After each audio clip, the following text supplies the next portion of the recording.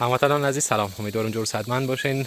قبلا از زمین ها براتون ویدیو گرفته بودم و زمان خیلی خردرک کوچک بود، حالا بزرگ شده. گلپی، این گلپی است.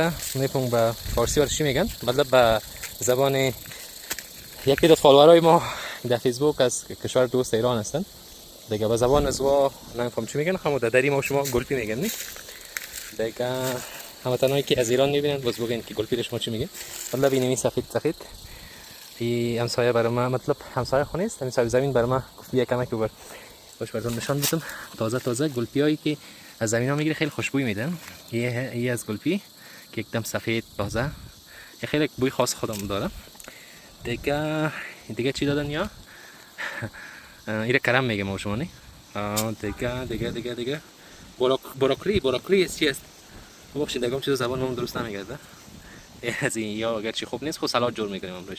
این چقدر زیاد است، مکمل زمین از گلپی است. با شکلش ما واز کرده براتون نشون میدم. کیسه که اینجا کلامش بود. یک سکند نجاونگا انکل. این قسم است. وطندار عزیز.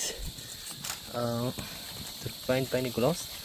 وقتی واز میکنین این به شکل کوچک است، ولی خیلی خردرک است. این معلوم میشه نمیفهم این قسم. دیگه است کرم است. کرم شما کرم میگیم، بازم پرسان میکنم از که از ایران میبینن هیچ چی میگن شما. در زمین که شما میبینید در فاصله یا لوبیا کاشت کردن، پایینش که هستن مرچ دمله سی است.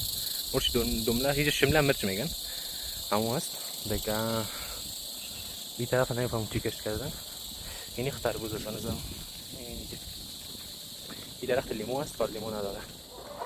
و این هم بخش جایی که مرغایشان است و یک ویدیو کوتاه از زبان غروب آفتاب، وقتی غروب آب میکنه آفتاب.